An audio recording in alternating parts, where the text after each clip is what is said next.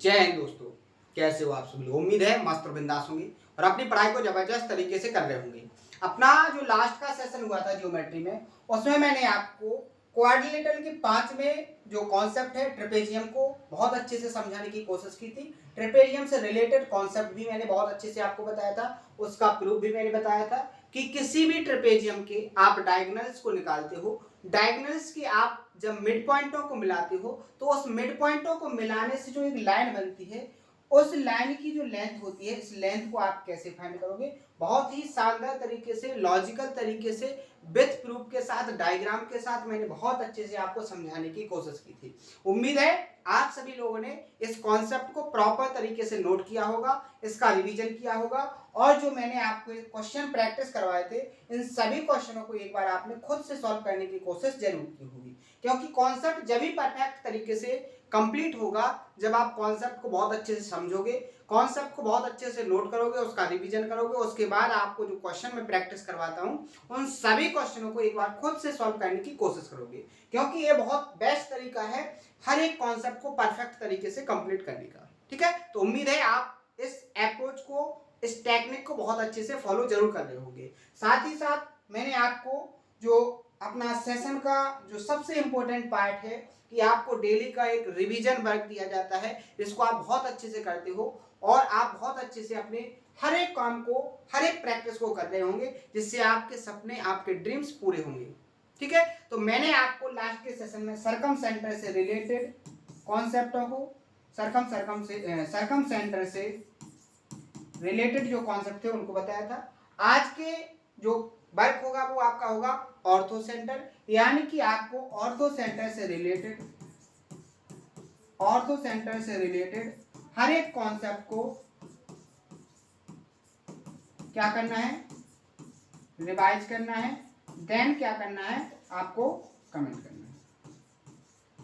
उम्मीद है बहुत पसंद भी आ रहा होगा आपको ये तरीका, क्योंकि आपका रिवीजन, अब आपकी जिम्मेदारी जो रिवीजन की है वो मैंने ली है, तो उसका बेस्ट तरीका क्या है कि आपको हर एक दिन 10 मिनट का वर्क दूं, जिसमें आप हर एक लास्ट में जो टॉपिक हुआ है उसका रिवीजन करो और उसका रिवीजन करके मुझे बताओ, जिससे आपको ये लगेगा कि मैंने अपना रिवीजन किया है। तो आप रिवीजन करोगे, रिवीजन करने के बाद उसको एक बार टाइप करोगे तो आपको बहुत अच्छे से वो कॉन्सेप्ट याद हो जाएगा और आपकी बहुत अच्छे से क्या हो जाएगी, यहाँ पर प्रैक्टिस हो जाएगी। क्लियर है? तो ये कॉन्सेप्ट मैंने आपको बहुत शानदार तरीके से समझाए हैं, आप बहुत अच्छे से उनका रिवीजन करना और उनको कमेंट में करना। ठीक है, आज का सेशन स्टार्ट करेंगे। तो सबसे पहले मैं आपको क्या कहता हूं कि कॉन्सेप्ट सीखो, कॉन्सेप्ट के बाद अपन क्या करेंगे, क्वेश्चनों की प्रैक्टिस करेंगे।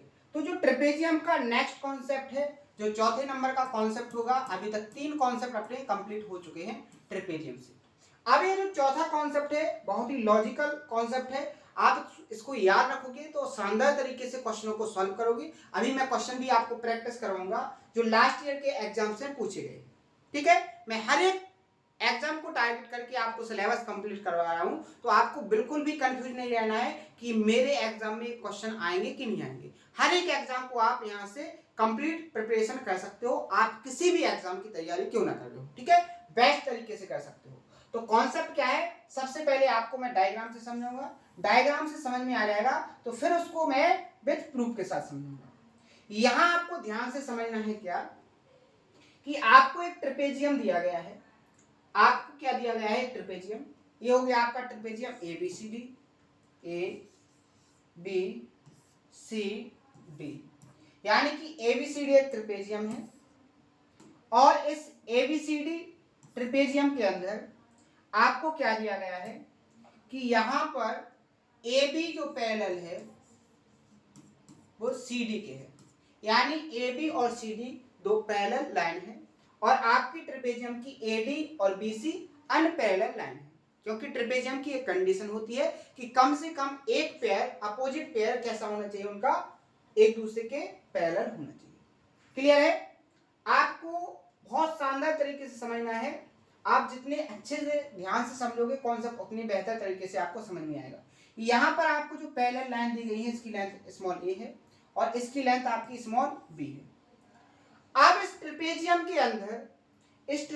के अंदर आपको साइड ए बी और CD के पैरेलल एक दूसरी साइड खींची गई है जिसकी लेंथ मान लीजिए x है, जिसकी लेंथ क्या है x है।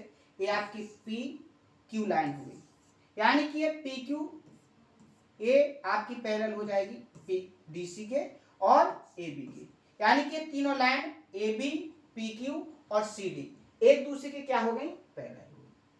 तो आपको यहाँ पर जो कॉन्सेप्ट बनता है उसको ध्यान से समझना है कि ये जो PQ लाइन है, इस PQ लाइन ने क्या काम किया कि इस ट्रिपेजियम ABCD के एरिया को दो पार्ट में डिवाइड कर दिया।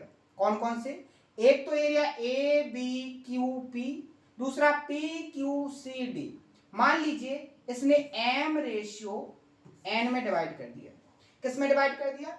M/N में डिवाइड कर दिया। कॉन्सेप्ट को बहुत ध्यान से समझना है। मैंने क्या बोला है कि एक ट्रिपेजियम है जिसमें दो पैरेलल लाइन क्या है, AB CD के पैरेलल है। फिर मैंने आपसे कहा है कि इस AB और CD के पैरेलल तीसरी एक साइड PQ खींची गई है जो इस ट्रिपेजियम के कंप्लीट एरिया को दो रेशियो में डिवाइड करती है, एक M/N में। किस में डिवाइड करती है? जो PQ लाइन है वो ट्रिपेजियम के एरिया को M/N में डिवाइड करती है। क्लियर है? यहां तक आपको समझ में आया कि नहीं आया? तो यहां से जो क्वेश्चन क्रिएट होता है वो क्वेश्चन क्रिएट होता है कि जो यहां पर PQ की लेंथ होती है वो PQ की लेंथ क्या होगी। जो यहां पर पैरेलल लाइन आपने खींची है, इस पैरेलल लाइन की जो लेंथ होगी वो क्या होगी। तो डायरेक्ट सबसे पहले आप कॉन्सेप्ट को नोट करोगे, क्योंकि हर एक स्टूडेंट की क्षमता नहीं है कि वो इसका प्रूफ समझ सके। तो मैं सबसे पहले आपको कॉन्सेप्ट याद करवाने के लिए बोलता हूं कि आप क्या काम करो, कॉन्सेप्ट को याद कर लो। ठीक है, मैं कॉन्सेप्ट को सबसे पहले नोट करवाता हूं। तो कॉन्सेप्ट क्या बनेगा, m का मल्टीप्लाई यहाँ a में होगा और n का मल्टीप्लाई कहां पर होगा, b में होगा। तो यहां से कॉन्सेप्ट बन जाएगा आपका क्या, कॉन्सेप्ट बन जाएगा आपका क्या, a स्क्वायर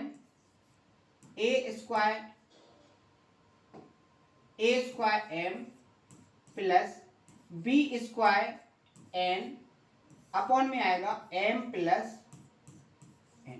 ये हो गया आपका कॉन्सेप्ट। ये क्या हो गया आपका कॉन्सेप्ट कि आप क्या कर सकते हो इससे, आप इससे कह सकते हो कि आप PQ की लेंथ को फाइंड कर सकते हो। क्या कर सकते हो, PQ की लेंथ को फाइंड कर सकते हो। इसका लॉजिक क्या है, इसका प्रूफ क्या है।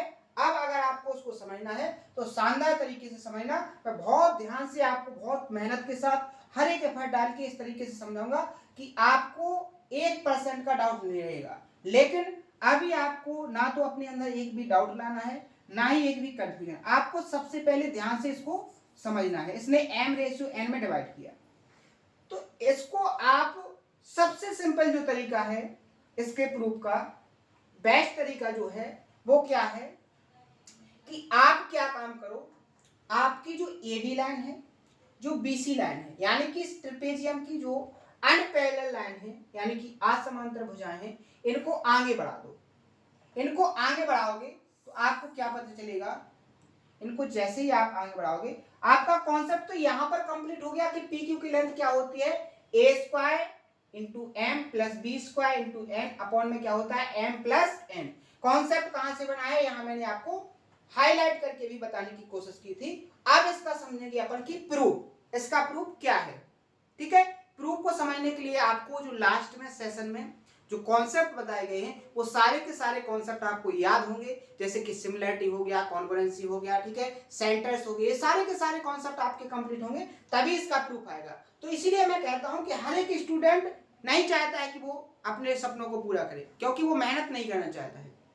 तो वो क्या करता है, रिवीजन नहीं करता है। रिवीजन नहीं करता है तो वो प्रूफ को नहीं समझ सकता है। तो मैं कहता हूं कि आप केवल कॉन्सेप्ट को याद रख सकते हो, लेकिन जो मेहनत कर रहा है, जिनको अपने सपने पूरे करने हैं, वो बहुत अच्छे से प्रूफ को समझता है, बहुत अच्छे से, क्योंकि वो रिवीजन करता है, बहुत अच्छे से वो हर एक कॉन्सेप्ट पर प्रैक्टिस करता है, उसको हर एक कॉन्सेप्ट जो अभी तक बताया गया वो पूरे के पूरे याद है। ठीक है, तो यहां पर आप ध्यान से देखो, मैंने क्या बोला कि इस ट्रेपेजियम की जो अनपैरेलल लाइन है कि जो असमांतर भुजाएं इनको ऊपर की ओर बढ़ा दो। इस तरीके से आपने इसको क्या किया, आगे बढ़ा दिया, इसको भी आगे बढ़ा दिया। तो यहां पर देखो एक कंप्लीट ट्रायंगल बन गया। क्या बन गया, ये आपका एक कंप्लीट ट्रायंगल बन गया। ए बी सी डी, यहाँ पर मान लीजिए पॉइंट क्या है आपका ई है। तो एक बड़ा वाला त्रिभुज आपको नजर आएगा यहाँ पर ए बी और क्या हो जाएगा ई, ए बी ई, एक क्या बन गया आपका कंप्लीट ट्रायंगल बन गया, यानी कि त्रिभुज बन गया। यहां पर आप देखोगे कि यहां पर आपको 3 ट्रायंगल नजर आएंगे। ध्यान से देखना, तीनों ट्रायंगलों को मैं एक बार हाईलाइट करके दिखाने की कोशिश करूंगा, आप उसको देखना। सबसे बड़ा वाला ट्रायंगल क्या है? सबसे बड़ा वाला ट्रायंगल तो आपका ये बन गया, ठीक है। दूसरा ट्रायंगल देखोगे इसमें, तो दूसरा ट्रायंगल आप देखोगे यहां से लेके दूसरा ट्रायंगल आपका ये बन गया, दिखाई दिया। बात करेंगे तीसरे ट्रायंगल की, बात करेंगे तीसरे ट्रायंगल की, तो तीसरा ट्रायंगल आपका ये बन गया, बन गया कि नहीं बन गया? ये जो मैंने आपके सामने 3 ट्रायंगल हाईलाइट करके समझाने की कोशिश की है, जो दिखाने की कोशिश की है, ये किसको किसको समझ में आ गए? उम्मीद है हर एक स्टूडेंट को समझ में आ गया होगा कि यहाँ पर आपके 3 ट्रायंगल बन रहे हैं। देखो, बहुत ज्यादा गर्मी होने के बाद भी मैं आपके सेशन को स्किप नहीं करता हूँ, क्योंकि मुझे पता है कि आप बहुत मेहनत से पढ़ रहे हो, तो बहुत ध्यान से आप मेहनत से पढ़ो, हर एक कॉन्सेप्ट को बहुत अच्छे से देखो, ठीक है। मेहनत से मैं आपको पढ़ा रहा हूं, तो मेहनत से आप लोगों को पढ़ना पड़ेगा, तभी मजा आएगा, तभी आपका सिलेक्शन होगा। यहां पर देखो, जो मैंने आपको 3 ट्रायंगल दिखाए हैं, तीनों ट्रायंगलों में आप देख रहे हो कि ये वाला एंगल कैसे है, तीनों ट्रायंगल में कॉमन है, तीनों ट्रायंगल में क्या है, कॉमन है। यहां तक आपको बात समझ में आई कि ये जो एंगल मैंने किया है, ये तीनों ट्रायंगलों में क्या है, कॉमन है। और यहां पर आपको ए बी आपकी पी क्यू के पैरेलल है और पी क्यू आपकी सी डी के पैरेलल है, यानी कि तीनों लाइन एक दूसरे के क्या हो गई, पैरेलल हो गई। तो यहां से क्या आप नहीं समझे, क्या मैंने आपको ये कॉन्सेप्ट नहीं बताया है कि यहाँ जो 3 ट्रायंगल बने हैं वो एक दूसरे के कैसे हो जाएंगे, सिमिलर। कैसे? अगर आपका ये वाला एंगल थीटा है तो ये एंगल भी थीटा होगा, ये एंगल भी थीटा होगा। अगर ये वाला एंगल आपका बीटा है तो ये वाला भी एंगल आपका बीटा होगा, और ये वाला भी एंगल क्या होगा, आपका बीटा होगा। समझ में आया कि नहीं आया? यहां तक क्लियर हो गया कि नहीं हो गया?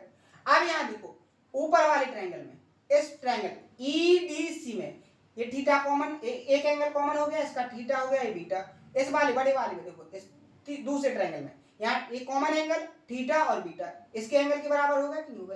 ऐसे ही आप देखो कंप्लीट बड़े वाले ई ए बी में लिखने की जरूरत नहीं है, यहां देखो आपका ये थीटा, ये बीटा और ये कॉमन, तो तीनों ट्रायंगल एक दूसरे के कैसे हो गए, कैसे हो गए, यहां पर सिमिलर। और सिमिलर हो गए तो इनकी जो करेस्पॉन्डिंग लेंथ होगी, जैसे आपकी इस कॉमन एंगल के सामने छोटे वाले ट्रायंगल में साइड क्या है, B, B ratio x ratio C कैसे होंगे, बराबर होंगे, यानी कि करेस्पॉन्डिंग साइड्स का जो रेशियो होगा वो इक्वल होगा कि नहीं होगा। तो यहां से बात करेंगे अपन एरिया की, यहां से बात करेंगे अपन एरिया की। तो मैं आपसे पूछूं कि इन तीनों ट्रायंगलों की एरिया का रेशियो क्या होगा, अगर आपको इनकी संगत भुजाओं का ratio B ratio x ratio C दिया है, तो एरिया का रेशियो क्या बन जाएगा, यहां पर आपका एरिया का रेशियो बन जाएगा यहां पर क्या, B square ratio x square ratio C square. ये कहां से आया, सिमिलैरिटी से। सिमिलैरिटी में मैंने आपको बताया है, मैंने बहुत अच्छे से सिखाया भी है, विद प्रूफ के साथ बताया था कि जो आपके सिमिलर ट्रायंगल होते हैं उनकी करेस्पॉन्डिंग साइड का लेंथ जो रेशियो होता है वो बराबर होता है। बात करेंगे एरिया की, तो जो आपके सिमिलर ट्रायंगल होते हैं उनका जो एरिया का रेशियो होता है वो क्या होता है, करेस्पॉन्डिंग साइड्स के स्क्वायर के बराबर होता है। यहाँ संगत भुजाओं की जो रेशियो है वो B ratio x ratio C है, तो एरिया का रेशियो क्या बन जाएगा, B square ratio x square ratio C square. यहां तक आपको समझ में आया कि नहीं आया? यहां तक आपको कंप्लीट हो गया कि नहीं हो गया? अब बात करेंगे अपन आगे का। देखो, प्रूफ बहुत टिपिकल है, आपको समझने की कोशिश करनी पड़ेगी, आपको सारे के सारे कॉन्सेप्ट रिवाइज होंगे तभी समझ में आएगा। अब यहां पर फ्रस्ट्रेट या डिमोटिवेशन होने का कोई ऑप्शन नहीं है, मेहनत करनी पड़ेगी आपको। यहां पर देखो, अगर मैं पी क्यू सी डी यानी कि एम के एरिया की बात करूं, तो एम का एरिया कैसे निकलेगा, अगर मैं ट्रायंगल ई पी क्यू के एरिया में से ई डी सी के एरिया को माइनस कर दें तो आपको इस एम का एरिया मिल जाएगा कि नहीं मिल जाएगा?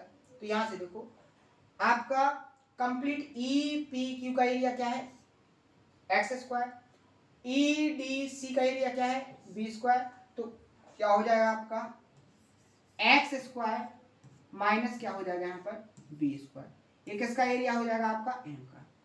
यहां से देखो अगर मैं आपसे पूछूं कि A B Q P trapezium का एरिया यानी कि इस एन का एरिया क्या होगा, तो अगर आप इस ई ए बी के एरिया में से ई पी क्यू के एरिया को माइनस कर दो यानी सी स्क्वायर में से एक्स स्क्वायर को माइनस कर दोगे तो आपको एन का एरिया मिलेगा कि नहीं मिलेगा।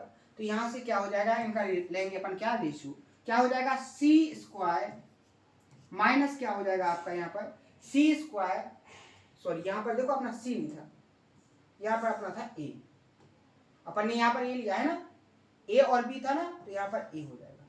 तो यहाँ पर जो एरिया आएगा वो क्या आएगा ए स्क्वायर। क्लियर है। तो यहाँ पर क्या हो जाएगा अपना ए स्क्वायर में से अपन क्या करेंगे माइनस किसको कर देंगे एक्स स्क्वायर, ये बराबर होगा एम रेशियो एन की। अगर आपको यहां तक समझ में आ गया तो अब आपके प्रूफ में कुछ नहीं बचा है, नॉर्मल सी आपको कैलकुलेशन करना है यानी क्रॉस मल्टीप्लाई।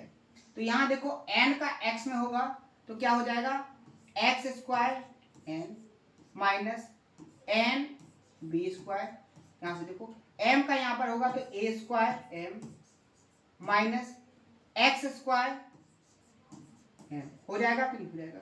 अब अपन को क्या करना है, अब आपको वो देखना है कि कहां कहां कौन कौन से टर्म्स को अपन एडजस्ट कर सकते हैं। अब इनको एडजस्ट करना है, देखो एक्स स्क्वायर यहाँ है एक्स स्क्वायर यहाँ है, अगर आप इसको इस तरफ लाओगे तो एक्स स्क्वायर दोनों में से कॉमन आ जाएगा, तो एक्स स्क्वायर अपन कॉमन ले लेंगे तो ये प्लस का हो जाएगा तो क्या हो जाएगा एम प्लस एन हो जाएगा कि नहीं हो जाएगा। देखो एन यहाँ पर है एन यहाँ पर है और देखो यहाँ पर भी एन आना था, सॉरी यहाँ देखो ये इस तरफ जाएगा तो क्या हो जाएगा अपना देखो यहाँ ए स्क्वायर एन, इस तरफ जाएगा तो प्लस का क्या हो जाएगा एन एन बी स्क्वायर, या इसको ऐसे भी लिख सकते हैं बी स्क्वायर एन। ठीक है क्लियर है। अब देखो ये इसके नीचे पहुंच जाएगा तो एक्स स्क्वायर इक्वल टू क्या हो जाएगा आपका a square into m plus B square into n upon में क्या आ जाएगा एम प्लस एन। आपको x की वैल्यू यानी पी क्यू की लेंथ फाइंड करनी थी, पी क्यू है क्या x, तो x की वैल्यू फाइंड करने के लिए अपन को क्या लेना पड़ेगा दोनों तरफ रूट, तो यहां से x की वैल्यू क्या आ जाएगी यहां इसका क्या हो जाएगा रूट। तो यही मैंने कॉन्सेप्ट क्या यहां नहीं बताया, यही कॉन्सेप्ट मैंने क्या यहां नहीं बताया, यही सेम बताया था कि नहीं बताया था, लेकिन ये आपका प्रूफ से आ गया, मैंने यहां डायरेक्ट बताया था। आप अगर इस प्रूफ को नहीं समझ सकते हो, अगर आप इस अप्रोच से अपने जो कॉन्सेप्चुअली क्लियरिटी से इस प्रूफ को नहीं क्लियर कर सकते हो तो केवल इतना भी याद रखोगे तब भी आपका काम हो जाएगा। लेकिन मैं आपसे एक ही बात बोलता हूं कि पढ़ो तो पूरा पढ़ो, नहीं तो आप बिल्कुल नहीं पढ़ो, क्योंकि अगर आपका सिलेक्शन होगा तो वो कंप्लीट पढ़ने से होगा, आधा अधूरा पढ़ने से नहीं होगा। आप यहाँ पर कंप्लीट पढ़ने से आपको क्या बेनिफिट होगा उसको समझो। जैसे मान लीजिए आपने पूरे क्वेश्चन सॉल्व कर लिए, उसमें से आपका एक क्वेश्चन दे दिया और आपको कॉन्सेप्ट पूरा नहीं आ रहा, तो आपने अगर बेसिक से इसको कंप्लीट किया है, इसके प्रूफ को समझा है, तो आप फिर क्वेश्चन को बेसिक से करने की क्षमता रखते हो। आप ट्रिक से सॉल्व करोगे, आप कॉन्सेप्ट से सॉल्व करोगे, वो बेस्ट तरीका है। लेकिन मान लीजिए आपका पूरा पेपर हो गया है, आपके पास टाइम बचा है, तो कम से कम एक ऑप्शन तो है आपका कि आपने उसका प्रूफ पढ़ा था, तो आप उसको बेसिक से कर सकते हो। कर सकते कि नहीं कर सकते। तो ये तरीके होते हैं कि आपको बेसिक भी आना चाहिए लेकिन आपको उसके कॉन्सेप्ट भी आना चाहिए। तो मैं कॉन्सेप्ट भी सिखाता हूँ, बेसिक भी सिखाता हूँ, परफेक्ट तरीके से समझाता हूँ, इतने शानदार तरीके से। देखो मैंने डायग्राम बनाया, हर एक डायग्राम में हर एक चीज को डिनोट भी किया है और आपको वो लेंथ भी फाइंड करके बताई है। अब यहां से जो एडवांस लेवल पर कॉन्सेप्ट बनता है, जिस पर एग्जाम में आपको क्वेश्चन देखने को मिलेंगे, उसको समझो।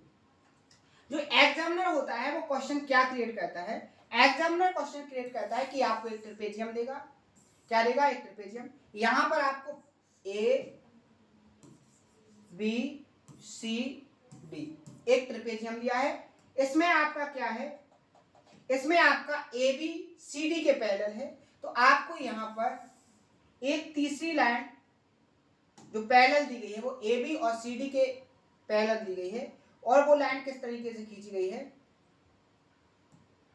ये जो लाइन है ये आपकी क्या है, ये सी डी के पैरेलल भी है और ए बी के पैरेलल भी है, यानी कि ये तीनों की तीनों लाइन कैसी हैं, पैरेलल है। अब इस लाइन मान लीजिए क्या है, पी क्यू है, इस पी क्यू लाइन ने अब इस ट्रेपेजियम के एरिया को इक्वल पार्ट में डिवाइड किया है, यानी कि ये भी 1 यूनिट है तो ये भी आपका 1 यूनिट है। बात समझ में आए? तो यहां से वो कहता है कि पी क्यू की लेंथ क्या होगी। तो इसी कॉन्सेप्ट से आप देखो, अगर आपका यहाँ m की वैल्यू 1 हो जाएगी, n की वैल्यू 1 हो जाएगी, यहाँ m की वैल्यू 1, यहाँ n की वैल्यू 1, तो क्या हो जाएगा a square plus B square बटे में क्या होगा अपना 2, यानी यहाँ हो जाएगा पी क्यू की वैल्यू क्या हो जाएगी, अंडर रूट ए स्क्वायर प्लस बी स्क्वायर बटे में क्या आ जाएगा आपका 2। ये आपका एग्जाम में पूछे गए क्वेश्चन के कॉन्सेप्ट है, ये आपको मैं डायरेक्ट बताता तो आपको नहीं आता, मैंने यहां से आपको समझाने की कोशिश की है कि आपको ये भी समझ में आ जाए। अगर एग्जामिनर इस पर क्वेश्चन क्रिएट करे तब ऐसे करना है, और अगर आपको एग्जामिनर इस तरीके से लैंग्वेज क्रिएट करे तो आप इसको इस तरीके से सॉल्व कर सकते हैं। आप दोनों तरीके से सॉल्व कर सकते हैं। अब आपको कैसे सॉल्व करना है वो आपके ऊपर डिपेंड है, आपको कौन सा याद आएगा एग्जाम के हॉल में वो आप पर डिपेंड करता है, आप कितनी ज्यादा प्रैक्टिस करते हो वो आप पर डिपेंड करेगा। तो उम्मीद है कि दोनों कॉन्सेप्ट आपको बहुत अच्छे से समझ में आ गए होंगे, 1 भी % का इसमें डाउट नहीं होगा। अगर कोई डाउट आए तो उसको कमेंट बॉक्स में जरूर बताएं, ठीक है। और अगर आपको मेहनत पसंद आ रही है तो हर एक सेशन को ज्यादा से ज्यादा शेयर करने की कोशिश करें, क्योंकि आपका जितना ज्यादा सपोर्ट होगा उतने ज्यादा मुझे मेहनत करने की और उतने अच्छे से कंटेंट क्रिएट करने की बहुत अच्छे से इच्छा होगी। और मैं वैसे आपको बेस्ट कंटेंट दे ही रहा हूं, साथ ही साथ मैं और बेस्ट तरीके से और अच्छे मैक्सिमम ऐसे कॉन्सेप्ट जो एग्जाम में बहुत ज्यादा पूछे जाते हैं फिर मैं एक सीरीज के थ्रू आपको कंप्लीट करूंगा कि आपको पूरे कॉन्सेप्ट तो पढ़ना ही पढ़ना है, लेकिन अगर आप वो पूरे भी नहीं कर पाते हो तो आपको एक सीरीज के थ्रू मैं ऐसे ऐसे कॉन्सेप्ट जिस पर एग्जामिनर ज्यादातर क्वेश्चन क्रिएट करता है ऐसे हर एक निचोड़ को मैं आपको कंप्लीट करूंगा। तो आपको इसके लिए सपोर्ट जरूर करना पड़ेगा, आपका सपोर्ट ही मुझे मोटिवेट करेगा और मेरे हर एक कंटेंट को बहुत अच्छे से परफेक्ट करेगा। क्लियर है? उम्मीद है बहुत अच्छे से आपको समझ में आ गया होगा। जब हमारी मेहनत आपको बहुत अच्छे से कंप्लीट कर रही है तो आपका भी कुछ दायित्व बनेगा, आपकी भी कुछ मेहनत होनी चाहिए कि वो मुझे बहुत अच्छे से कंप्लीट करे, ठीक है। तो आप देखते हैं इस पर क्वेश्चन कैसे आया था, क्योंकि अपन को वो कॉन्सेप्ट तो सीख चुके हैं लेकिन अपन को क्वेश्चन भी आना चाहिए कि एग्जाम में लैंग्वेज कैसे क्रिएट होगी। तो वो आप यहाँ पर देख सकते हैं, यहाँ पर क्या बोला गया है कि ABCD is a trapezium in which AB parallel DC, CD is equal to 9 cm, AB is equal to 13 cm, line PQ is parallel to AB and CD, ठीक है। line PQ divides the trapezium into 2 equal areas, find the length of PQ। क्या यहाँ diagram बनाने की जरूरत पड़ेगी? Direct आप क्या कहोगे, रूट 9 का स्क्वायर 81 प्लस 13 का स्क्वायर 169 बटे में क्या आ जाएगा आपका 2, यहाँ 9 है, यहाँ देखो क्या हो जाएगा 9 1 10 8 6 14 15 और 1 2 बटे 2, 2 से काटोगे तो कितना आएगा 125, 125 को रूट से बाहर निकालोगे तो क्या आ जाएगा 5√5, यानी कि ऑप्शन नंबर आपका यहाँ पर क्या हो जाएगा बी करेक्ट आंसर। बिल्कुल क्वेश्चन को देखते ही अगर आपको यहाँ पर डायग्राम को भी बनाना है तो इस तरीके से बना भी सकते हो डायग्राम। ये हो गया आपका ट्रेपेजियम क्या ABCD, ठीक है। यहाँ आपको ये 9 दी गई है, ये आपको 13 दी गई है, एक पैरेलल लाइन खींची गई है PQ की, वो एरिया को इक्वल टू पार्ट में डिवाइड करती है, यानी कि यहाँ पर जो ये रेशियो है वो 1:1 का है, ये आपकी PQ है। आपको इस PQ की लेंथ फाइंड करनी थी तो आपका डायरेक्ट कॉन्सेप्ट मैंने अभी यहाँ पर बताया है, इस कॉन्सेप्ट से आप देखते ही क्वेश्चन को सॉल्व कर सकते हो। तो यहाँ पर आपको ध्यान देना है कि कॉन्सेप्ट आपके क्लियर होंगे तो शानदार तरीके से आप सॉल्व करोगे। गर्मी बहुत ज्यादा है, सेशन को इतना ही रखेंगे, आज के सेशन में यहीं पर अपन विराम देंगे, लेकिन कॉन्सेप्ट बहुत इंपॉर्टेंट मैंने सिखाने की कोशिश की है, बहुत शानदार तरीके से आप नोट करना, इसका रिवीजन करना और बहुत अच्छे से इसकी प्रैक्टिस भी करना, ठीक है। उम्मीद है बहुत अच्छे से आप कंप्लीट करोगे। और आज का जो वर्क है अपना वो क्या है, अपना ऑर्थो सेंटर, ऑर्थो सेंटर के हर एक कॉन्सेप्ट को बहुत अच्छे से नोट करोगे, रिवाइज करोगे और उसको कमेंट में भी करोगे, ठीक है। तो आज के सेशन में इतना ही रखते हैं, मिलते हैं नेक्स्ट सेशन में इसी जोश और उम्मीद के साथ। थैंक यू, धन्यवाद।